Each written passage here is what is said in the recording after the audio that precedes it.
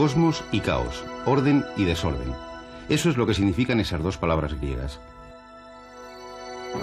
Aún hoy nos sobrecoge la deslumbrante belleza de un rayo y el estremecedor rugido del trueno que le acompaña. La naturaleza nos sigue sorprendiendo con estas manifestaciones espectaculares, como seguro que sorprendió a nuestros más remotos antepasados. Sin embargo, hoy sabemos que no se deben a la ira de los dioses, que son fenómenos naturales sujetos a unas determinadas leyes físicas, que nada tienen que ver con la cambiante voluntad de ninguna divinidad. Aunque no seamos capaces de predecir dónde y cuándo se va a producir la siguiente tormenta, al menos sabemos por qué y cómo se produce. Hemos puesto un poco de orden en el aparente caos de la naturaleza. La ciencia derrota de nuevo al mito. La historia de la ciencia se reduce a esto: una lucha eterna por descubrir el funcionamiento de la naturaleza, un intento interminable de poner orden en el caos. Y las matemáticas van a ser una herramienta imprescindible. Contar y medir son, junto al uso de la palabra, seguramente las primeras actividades inteligentes del ser humano. Las dos ramas más antiguas de la matemática, la aritmética y la geometría, tienen su origen en la noche de los tiempos. En algunas cuevas prehistóricas, el hombre de Cromañón nos ha dejado muestras inequívocas de las primeras manifestaciones de la aritmética. Las muescas en los huesos o las pinturas de rayas en las paredes constituyen las primeras manifestaciones escritas del arte de contar. Los egipcios eran auténticos especialistas en el arte de medir la tierra. Las inundaciones del Nilo les obligaba a trazar las lindes de los campos año tras año. Medir la tierra, eso es precisamente lo que significa la palabra geometría.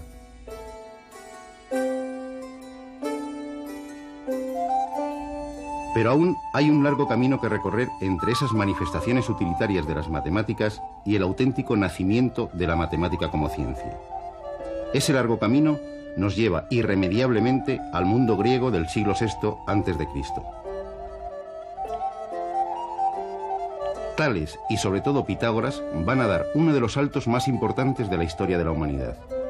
A ellos les debemos términos hoy tan habituales como demostración o teorema, lo que se ve. Incluso la palabra matemática, lo que se aprende, se la debemos a Pitágoras. Con ellos, las matemáticas dejan de ser algo exclusivamente práctico para convertirse en una actividad intelectual. Y comienza la dura batalla entre orden y caos, la lucha por explicar la naturaleza bajo la luz de la razón. Para los pitagóricos, los números abstractos constituían el principio y la explicación última de todo el universo. Todas las cosas que pueden ser conocidas tienen número, pues no es posible que sin número nada pueda ser conocido ni concebido. El orden y la armonía del cosmos explicados a través de los números y de la geometría. A ellos les debemos el primer modelo geométrico para explicar el funcionamiento del universo, un modelo que va a sobrevivir durante más de 2000 años. Pitágoras situaba la Tierra en el centro del universo y girando en torno a ella, en órbitas circulares situadas en esferas concéntricas, giraban la Luna, el Sol y los planetas. Envolviéndolo todo estaba la esfera de las estrellas fijas. Las distancias entre las esferas estaban relacionadas entre sí como las cuerdas de una lira, de tal forma que los astros al desplazarse producían diversas notas musicales, la música de las esferas celestes.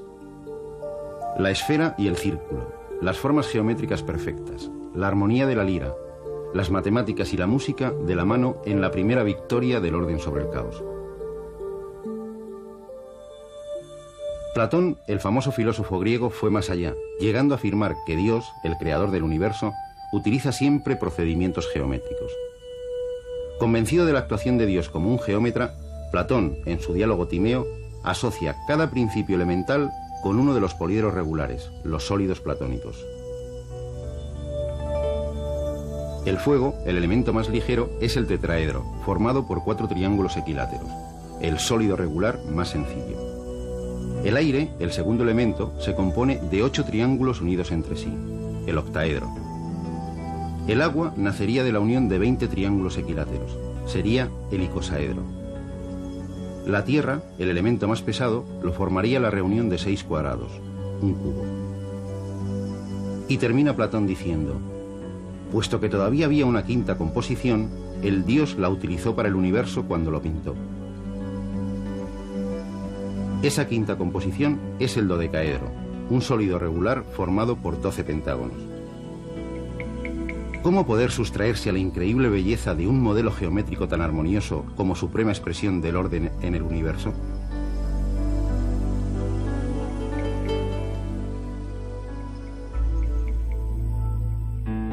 Muchos siglos más tarde, Johannes Kepler, cautivado por la idea de Platón, seguiría defendiendo uno de los errores más hermosos de la historia de la ciencia: que las órbitas de los planetas estarían diseñadas de tal forma que las esferas que las contuviesen encajarían exactamente en el interior de los sólidos regulares, metidos unos dentro de otros. Unos años más tarde, él mismo se encargaría de hacer saltar por los aires esta bella revelación, al descubrir que las órbitas planetarias son en realidad elipses.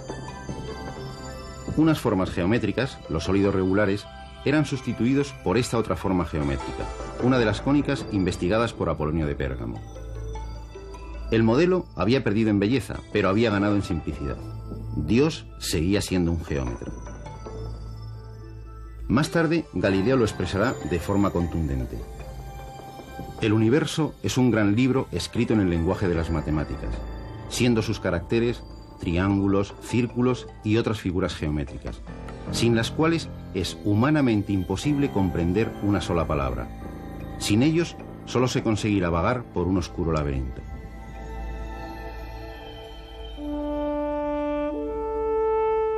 Desde Platón, la historia de la ciencia será la búsqueda de ese modelo geométrico, de esas leyes que controlan el funcionamiento del cosmos, la búsqueda de ese orden inmutable capaz de explicar todos los fenómenos naturales.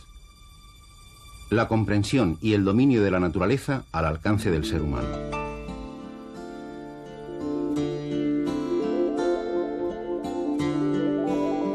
Aristóteles situará la Tierra en el centro del universo y el frente de batalla entre el orden y el caos en la esfera de la órbita lunar.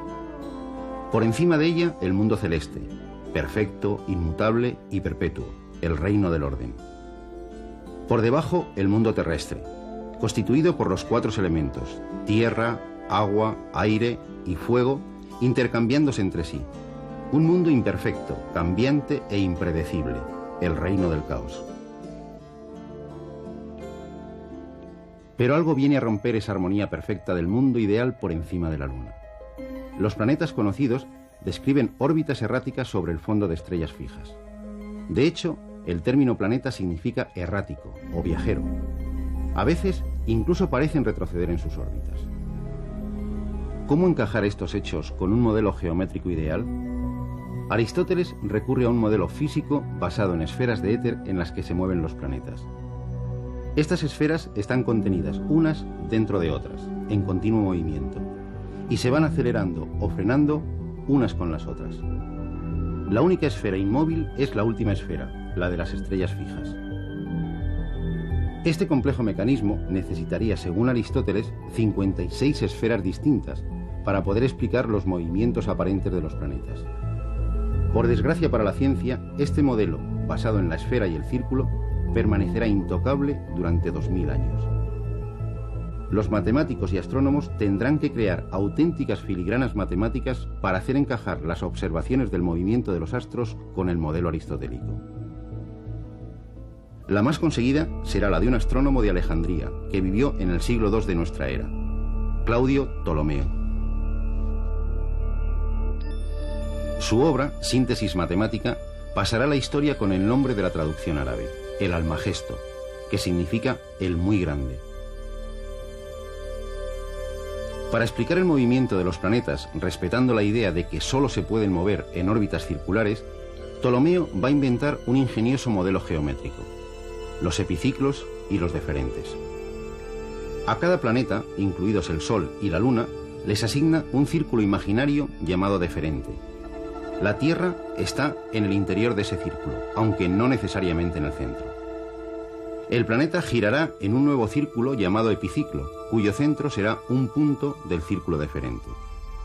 Al moverse el centro del epiciclo a lo largo del deferente, el planeta se acercaba o se alejaba de la Tierra.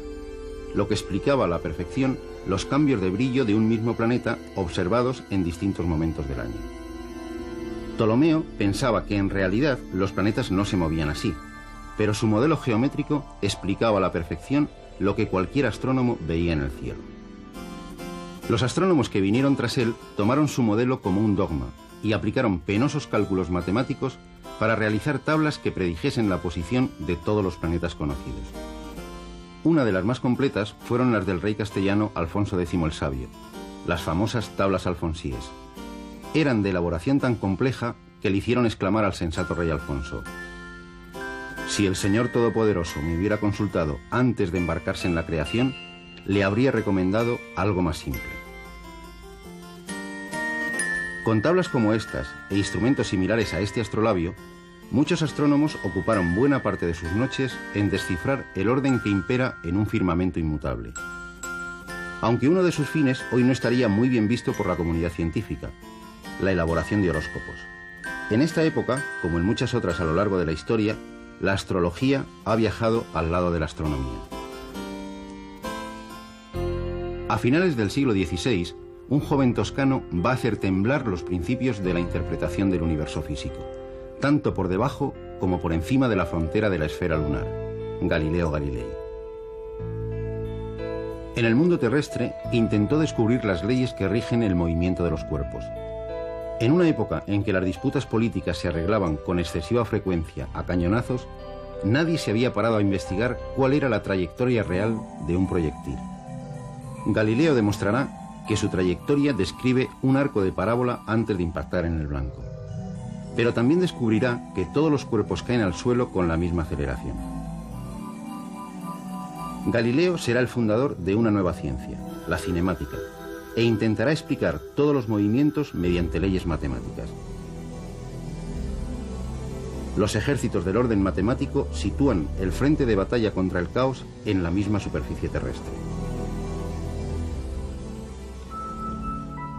Pero un extraño instrumento, inventado por los holandeses, va a hacer tambalear toda la doctrina oficial de la Iglesia basada en las ideas aristotélicas. Es el telescopio. Gracias a él, Galileo va a destrozar una visión del universo que había prevalecido durante más de 2000 años. El mundo más allá de la Luna no es tan perfecto como decía Aristóteles. La Luna no es una esfera perfecta, sino que presenta cráteres como la misma Tierra. Júpiter tiene satélites que orbitan a su alrededor. Y hasta el Sol tiene manchas. Le costaría la vista y casi la vida, pero había desterrado la vieja idea de que la Tierra era el centro del universo. Y había conseguido algo mucho más importante: convertir la experimentación en el motor fundamental de la ciencia. La Iglesia le condenó, pero la Tierra se mueve. El mismo año que muere Galileo, nace un genio que va a ganar la batalla más importante en la guerra del orden contra el caos. Es Isaac Newton. ¿Por qué cae una manzana al suelo y en cambio la luna no cae sobre nuestras cabezas? Y aquí surge el genio. La manzana no es la luna, pero la fuerza que hace que la manzana caiga al suelo es la misma que permite a la luna seguir en su órbita. De hecho, la luna también cae hacia la Tierra. Gracias a ello, nuestro satélite ilumina nuestras noches mes tras mes. Newton había dado un paso de gigante en la búsqueda del orden en el universo. Había descubierto la ley de gravitación universal, una ley matemática que ponía un orden definitivo en el movimiento de todos los cuerpos, no importa dónde estuvieran, en la superficie terrestre o en los confines del sistema solar. Había descifrado el sistema del mundo. Pero para ello había necesitado unas nuevas y potentes herramientas matemáticas, unas herramientas que él mismo tuvo que fabricarse: el cálculo diferencial y el cálculo integral. Unas herramientas que de manera irrefrenable han extendido las fronteras del reino del orden matemático por casi todos los rincones del mundo científico. Parecía que el orden había derrotado definitivamente al caos, que los hombres podrían mirar directamente a la cara de los dioses y decirles que habían descubierto su secreto, que ellos también eran geómetras. El gran anhelo del ser humano, conocer el futuro, parecía al alcance de la mano. Si pudiésemos medir las posiciones y la velocidad de todas las partículas del universo, podríamos leer su pasado y su futuro. Por desgracia, no todo era tan simple. La herramienta matemática era potente y casi mágica, pero no solucionaba todos los problemas. Newton había dictado los principios, elaborado la teoría y formulado las leyes. Pero ahora había que medirlo todo. Medir, aplicar las fórmulas matemáticas y conocer. Así de simple. Los matemáticos del siglo XVIII recogieron el reto. Los Bernoulli, Euler, D'Alembert, Lagrange y Laplace, entre otros, se lanzaron a completar y explicar el universo newtoniano. La necesidad de organizar las medidas daría origen, en plena Revolución Francesa, al sistema métrico decimal. Y la comunidad científica se embarcó en el proyecto de medida más ambicioso de la historia, la medida de nuestro propio planeta, es decir, la longitud del meridiano terrestre. Proyecto que de paso iba a zanjar la vieja polémica entre Newton y Cassini sobre si la Tierra estaba achatada por los polos, como postulaba Newton, utilizando deducciones matemáticas, o achatada por el ecuador, como sugerían las medidas de Cassini. La Academia de Ciencias de París promovió 2 expediciones, una cerca del Polo Norte, en Laponia, comandada por Maupertuis, y otra en América, cerca del Ecuador, en la que participaron Godin, Bouguer, La Condamine y los españoles Jorge Juan y Antonio de Ulloa. Su paciencia, mirando siempre puntos alejados del horizonte, les ganó entre los habitantes de la zona el apelativo de los caballeros del punto fijo. Con instrumentos como estos, entre los que se encontraban un cuadrante de pie, un nivel geodésico, una brújula o un barómetro, los expedicionarios se pusieron a la tarea de medir la distancia lineal y la distancia angular entre 2 puntos, para poder determinar la longitud de un grado de meridiano. Los puntos elegidos fueron las ciudades de Quito y la de Cuenca. Las herramientas matemáticas, la triangulación y la trigonometría. La geometría había cumplido el supremo objetivo encerrado en su nombre. Había medido por fin las dimensiones de la Tierra. Y de paso había dado la razón a Newton y al determinismo científico.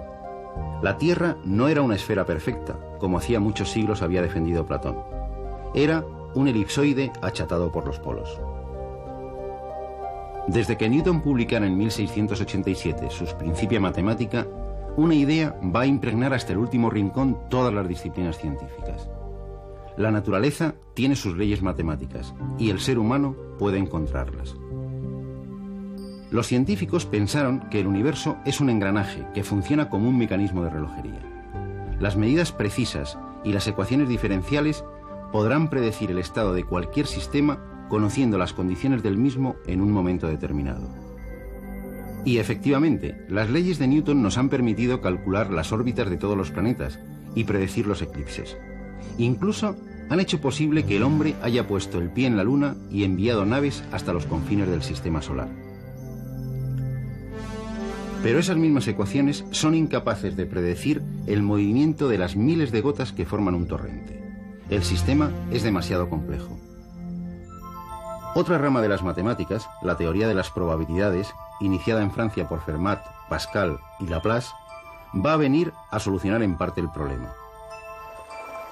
El análisis estadístico, el estudio de promedios, va a ser la herramienta matemática para resolver el estudio de este tipo de sistemas complejos.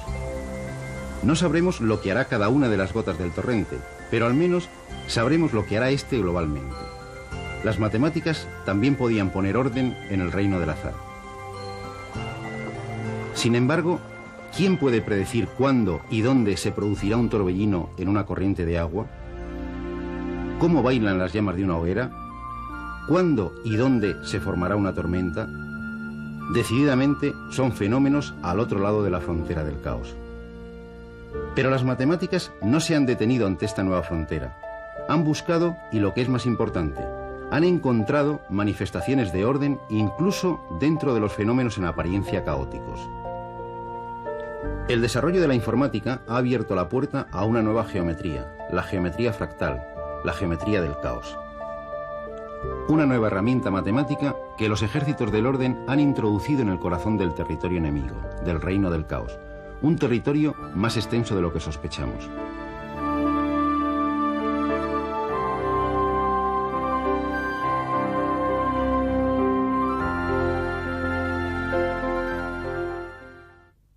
Miren a su alrededor.